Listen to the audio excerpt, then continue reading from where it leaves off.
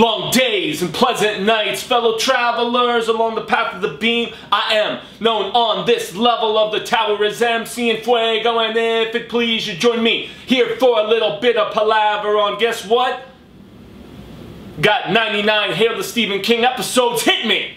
But enough of MC Fuego. Bienvenidos and welcome to the horror show. I'm Jaime and Fuego, you can just call me Fuego for short. This is indeed Hail to Stephen King, and I will not be just bludgeoning your ears with any more rapping. Sorry for that, guys, but I'm stoked because this is the 99th episode as I spat at you of Hail to Stephen King, this program here that I do all about El Rey, Cy King, my favorite author, and hopefully one of your favorites too, if you are turning into this program here. And we do have big celebration plans that are coming this Saturday, September 1st, for the 100th episode. We are going to be doing both a pre-taped segment that is going to show up on the YouTube channel, that is going to have all kinds of awesome stuff that you badass constant viewers have sent me, which entailed just pictures of collections, there's been some video stuff, just all kinds of fun things, and then there's also going to be a live Facebook event on the Horror Show Facebook, and it's going to be an AMA, there's going to be some trivia, there's going to be some Coexist shirt giveaways, it's going to be so much fun. I am really looking forward to it, but honestly, I was really looking forward to a rewatch of a film that turned 25 years old just yesterday. Check it out. It's right there.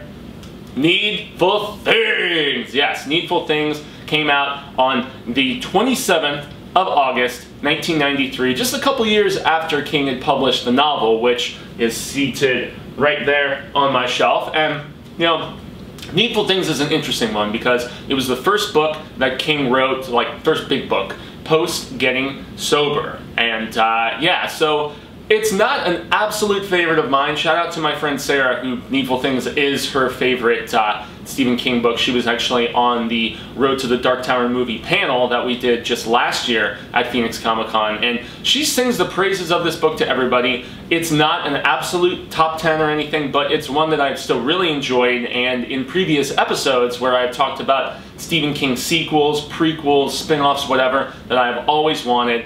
I've always wanted more about Leland Gauntman, or Gaunt, or however you properly pronounce it. For me, he is one of the best Stephen King villains that has ever been, especially when you realize just how far back his history stretches, and it's something they touch on very well in both the book and in this film, which I think is supremely underrated. I don't even know if it's in print anymore. I'm very fortunate to have a copy. It's never received like a deluxe edition, Screen Factory, Twilight Time, anything of that nature, and I really think that it needs to, especially with some information I discovered about it with research after watching it, but we will get into that at some particular point. I really enjoy this movie though. It is made so damn good by the fact that Max von Sydow plays an incredible Leland. Like, he is both like charming and menacing at times, which is what I really think needed to be brought to this particular role. And also, I really dig Ed Harris as Pangborn, and even John McClane's wife as Polly is not too bad. The rest of the bit cast isn't too terrible either. It's actually it's directed by Charlton Heston's son, which is kind of funny, and released by Rob Reiner's Castle Rock Entertainment. So you have a lot of cool talent in this particular film, but I do feel like the novel along with this film, it's just been kind of forgotten over the years. And so we always like to give overall impressions, and then we give, you know, a little bit about the story, a little bit about the acting, any sort of effects and things like that. And so overall impression, once again, I think this is underrated. It's damn good, and it's you know, it needs a little bit more attention. It's not like the scariest King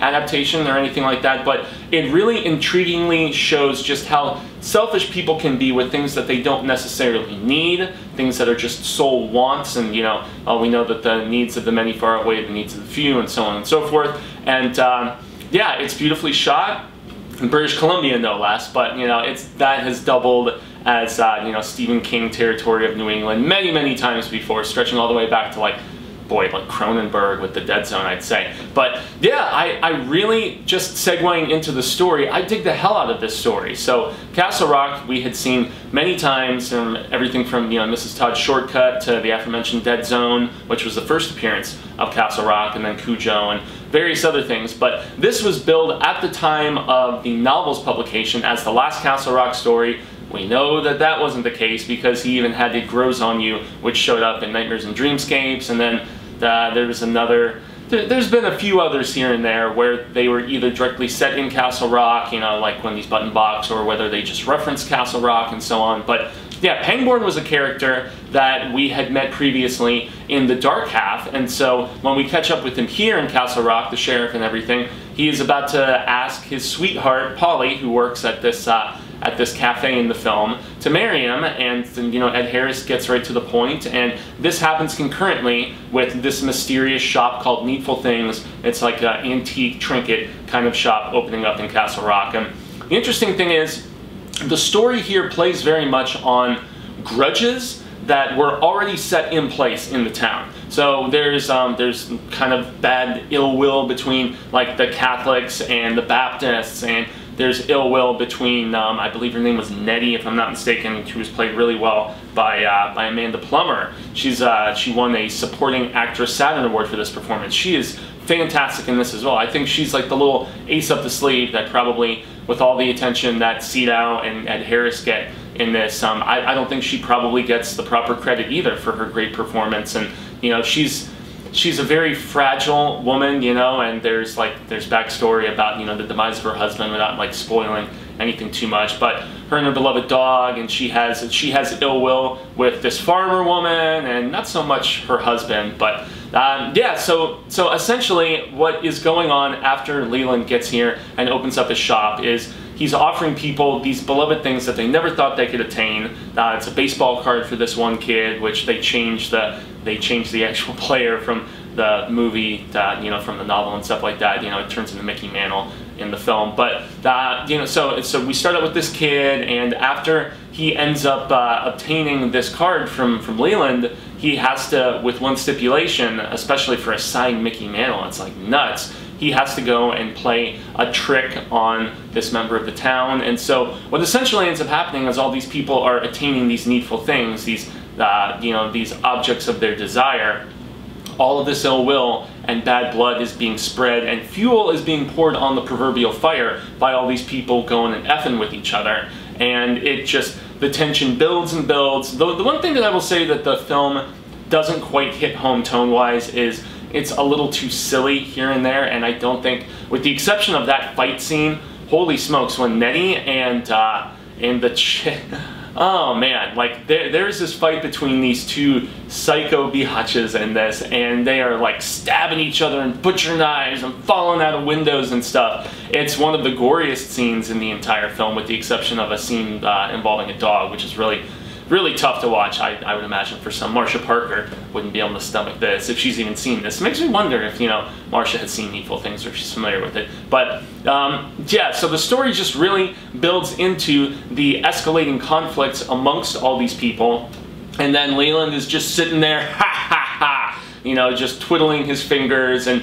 they do some really cool like transformation makeup at one particular point. We will get to that later on. But yeah, acting wise, Amanda Plummer, unsung in this, damn good as Nettie. John McClane's wife, I forget the actress's name, but you know, this was shortly after Die Hard 2, if I'm not mistaken, a couple years. Or then, you know, she wasn't in Die Hard with a Vengeance now that I think about it. She was only in 1 and 2. But she plays a good Polly, you know, a nice kind of dealing with this arthritis. You know, you can definitely tell that she's a woman in some pain, but she has had just her heart warmed by Pangborn, and so yeah, her performance is solid enough. And when she's being tempted by Gaunt, or however we properly pronounce it, you know, you can tell she still has she still looks very good for, you know, an aging lady, I guess you could say. Ed Harris, though, I wish he was in more scenes, and apparently he was in more scenes in a extended cut of this film that premiered only on TV that we will talk a little bit more about at the very, very end. But yeah, Ed Harris is a damn good Pangborn. I feel like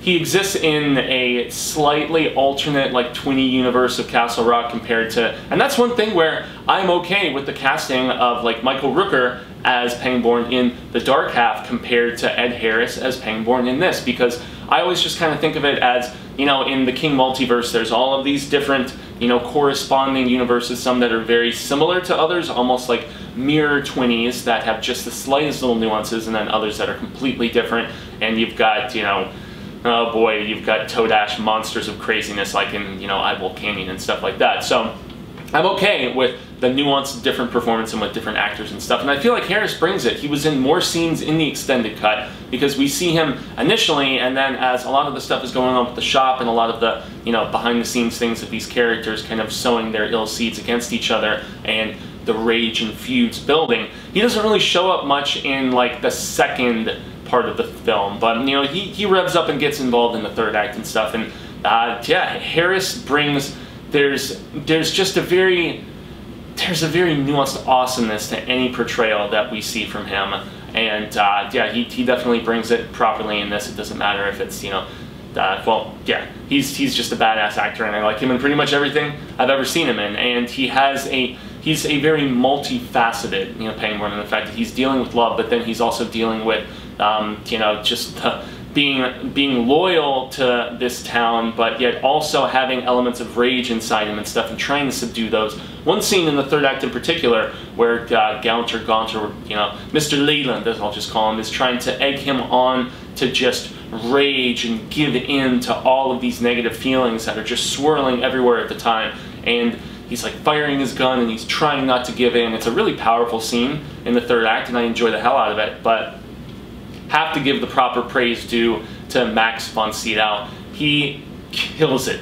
in this movie without killing anybody, which is the fascinating thing about the puppet master that he portrays in this story. And he's debonair, he's suave, and you can see why people, you know, whether it's the baseball kid I mentioned, or the town drunk, you know, getting enticed to have his Letterman jacket, or, you know, or Buster Keaton, who you know, ends up being one of the main antagonists along, you know, with Leland and stuff, one of the main guys that he manipulates to violence and craziness and stuff like that. I mean, he has this essence of allure as an actor, and he is a long veteran of both stage and screen, and he brings it beautifully in this. He really does, and I cannot sing the praises of his performance enough, guys. Von Sydow kills it, as I said, without killing anybody in this movie. If we're going to talk about like effects and cinematography and stuff, as I said before, it's beautifully shot. Some of the sweeping camera angles, and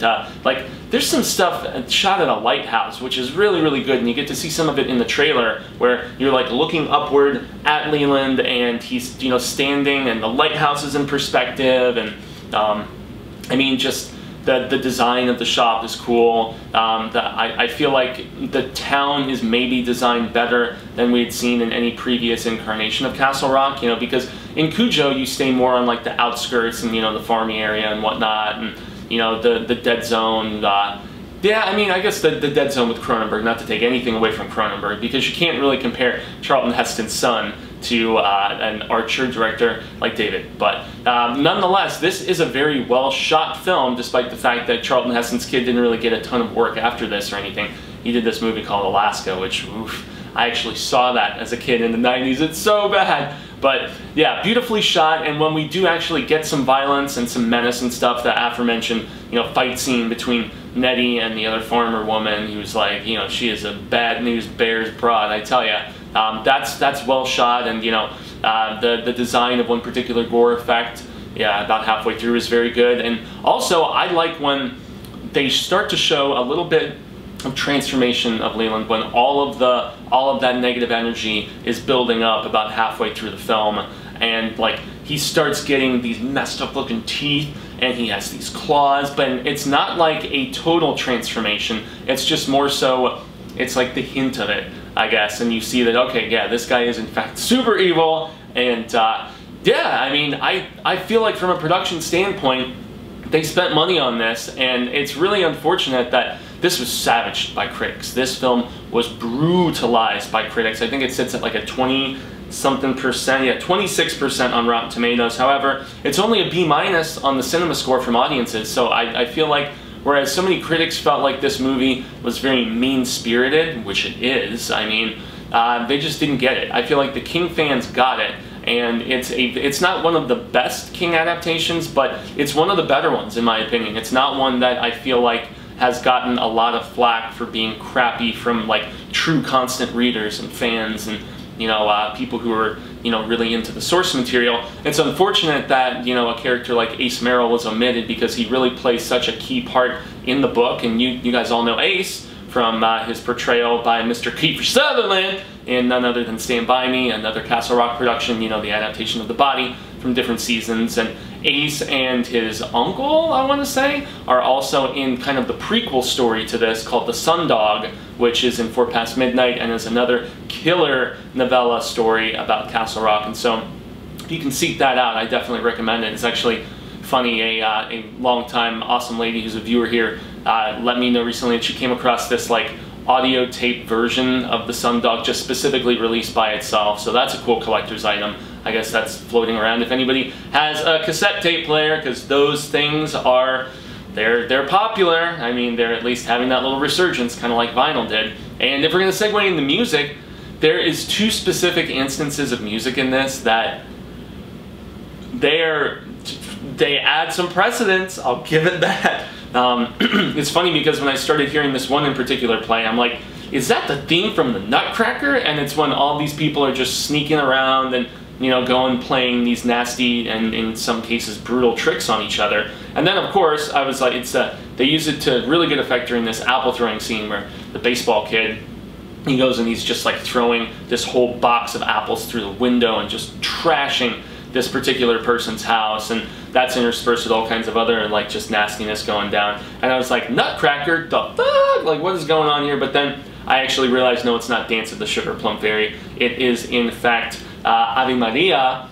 which is, you know, one of Schubert's great, most recognizable, like just symphonic, operatic bits of awesomeness. So used to very good effect there. We're not going to talk about the jukebox scene of Achy Breaky Heart, y'all, okay? That's not necessarily worth taking a peek at. But yeah, in the Hall of the Mountain King, I believe, is another one which was used. And so just the use of both of those, man, I really in the Hall of the Mountain King was the one that I got confused with, you know, the song from the Nutcracker, because they do have some similar sensibilities at times. But yeah, just the use of that classical kind of tone with the music, I actually felt like it fit just that classic age-old menace of Leland's villain, and just him orchestrating puppet master style, like I said. And some of the hints that they give to him, I mean, about how he is like he mentions even in the trailer about, oh, the carpenter from Nazareth, he was very promising, died really badly. And so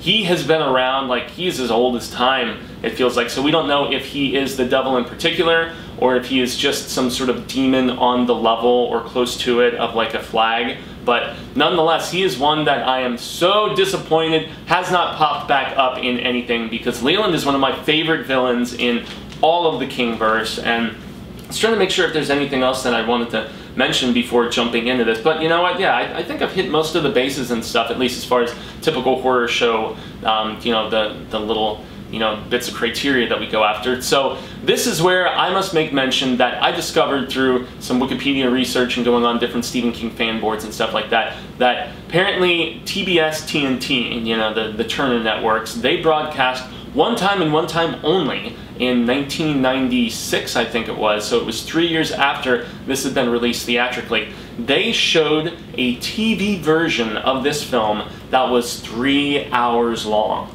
adding an extra hour to this, guys. And I actually, I searched everywhere, every torrent, like everything I could look for, although it must be floating around somewhere, because I found articles by people where they were basically going scene by scene of where scenes were trimmed, where scenes were extended, where there were brand new scenes added. And a lot of stuff really was where I was like, oh, Ed Harris, you know, Pangborn is like barely in the second act of this movie. But he was, which is the funny thing about it. And so there's all these additional little like subplot points and stuff that I can jump over and mention. Like there's this bit where Brian, the baseball kid, you know, he has this dream and he's being menaced by Leland in this dream. And there's a bunch more stuff about his mom, Cora, and her Elvis obsession and buying this bust of Elvis, this statue. There's more stuff with both the Reverend and the Catholic priest, you know, the Baptist versus Catholic subplot, which is big in the book. So there's way more with that. There's more with Alan's character, Mr. Pangborn, actually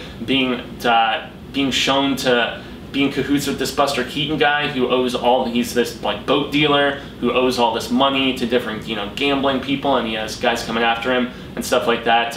There's money being planted on his boat and all of these different, there's more stuff with Polly and Pangborn and just their relationship period, and especially Polly dealing with, you know, all the arthritis in those hands, and you know, just, you know, being addicted to these pills. It's all really stuff that they just kind of graze over for the most part in the 2-hour film, because it's still a 2-hour film, but I want to see this 3-hour cut so badly, guys. And obviously, being the Turner Networks and not being like pay cable or anything, they took out the F words and they, you know, trimmed some of the violence in a couple of the scenes. But really, as a whole, so many of these bigger King books, because when I was talking about this book just last night, it's almost 700 pages. It's a monster. It's not like It or Under the Dome or The Stand status, but it is one of the biggest right after those. And so I always say that I feel like King stuff serves itself better in a long form, whether it's miniseries, you know, 8-10 episode television series, unless it's Castle Rock, or something of that nature. And God, please, somebody get on this 3-hour cut of Needful Things. This is something I need in my life, guys. Like, seriously, this is a thing I am needing oh so very badly. And I guess I will just continue the search in the hope that it eventually, you know, sees the light of day with some sort of, you know, limited or deluxe release or something of that nature. So, yeah, that basically wraps up our 99th episode of Hail to Stephen King. Because we got 99 Hail to Stephen King episodes, hit me!